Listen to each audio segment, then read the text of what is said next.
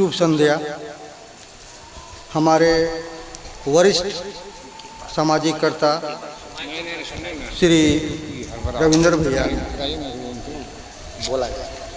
जागृति फाउंडेशन के सचिव श्री चतुरानंद मास्टर साहब,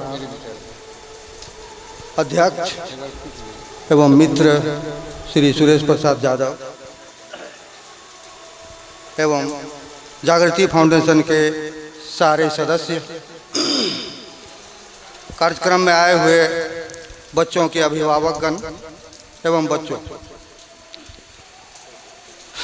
मैं शुभम के रिजल्ट के बाद एक सप्ताह से अपने घर में ही हूँ।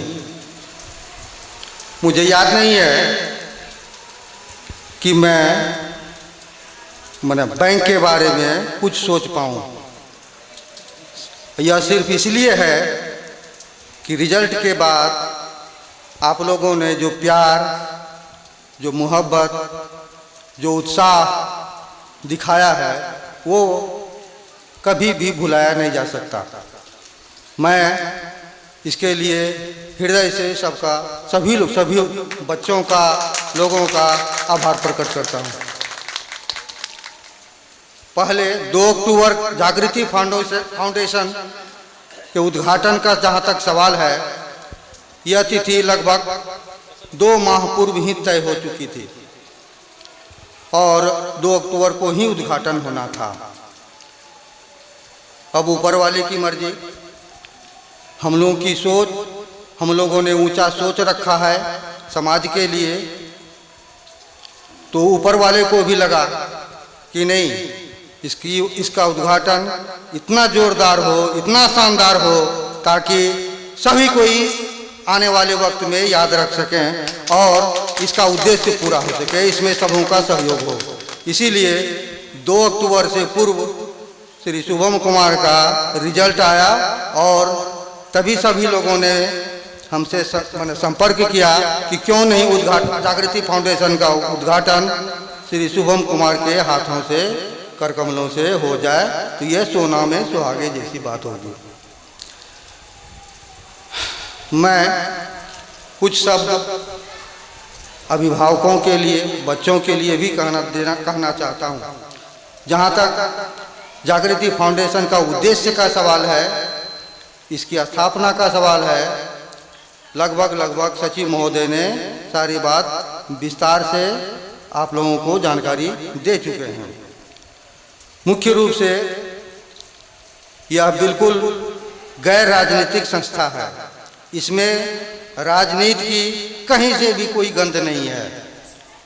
बिल्कुल सामाजिक संस्था है, जिसमें लोगों के कल्याण के लिए, लोगों की अच्छाई के लिए ही काम करना है, खुले दिल से काम करना है। मूल में यही इसका उद्देश्य है। दूसरी, जैसे बराबर बच्चे और अभिभावकगण जानना चाहते हैं कि आखिर माता पिता का क्या योगदान है, क्या आखिर शुभम के माता पिता ने किया जो शुभम इस ऊंचाई पर पहुंच पाया। 2-3 बातें, उसमें कोई खर्च नहीं लगता है, खर्च वाली बात तो बाद में है, लेकिन बिना खर्च की बातें मैं सभी अभिभावकगण से कहना चाहता हूँ। बच्चे को उम्र के मुताबिक से उसके साथ व्यवहार करें।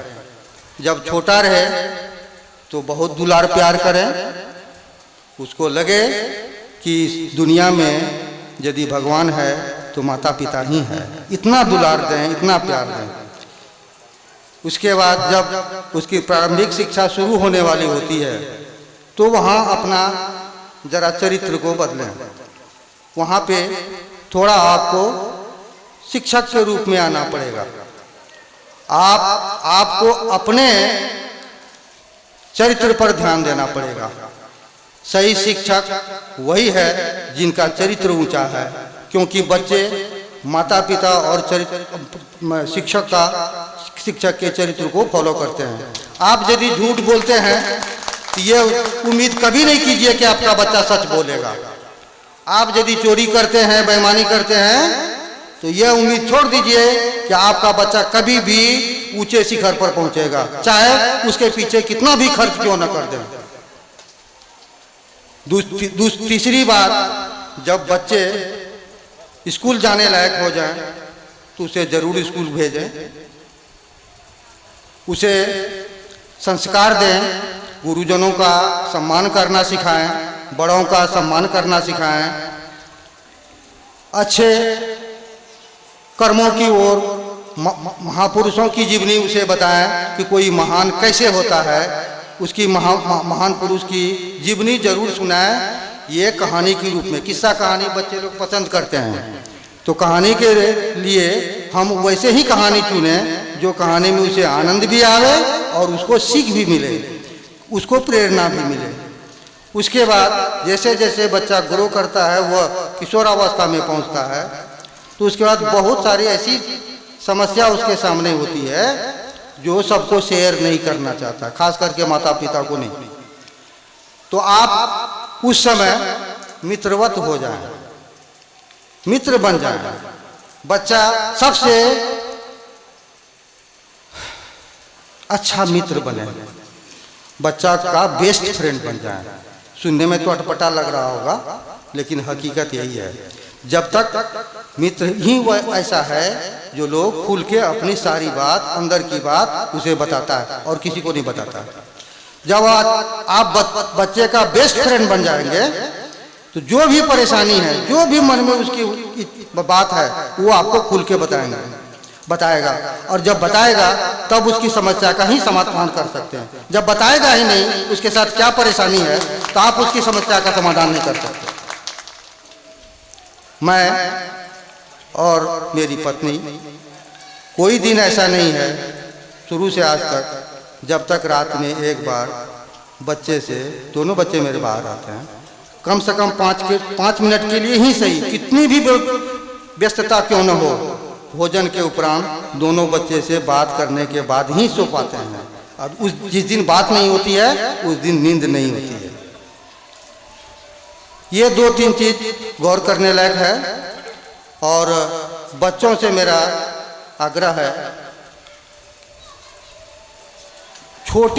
ऊंचे सपने देखें, सपना जरूर देखें, और नीचे छोटी चीज को कभी नहीं ध्यान दें। आगे बढ़ना है तो अपनी सोच को हाई करना होगा, उसमें कोई खर्च नहीं लगता है, चाहे वह गरीब के बच्चे हों या अमीर के बच्चे हों। लगता है क्या?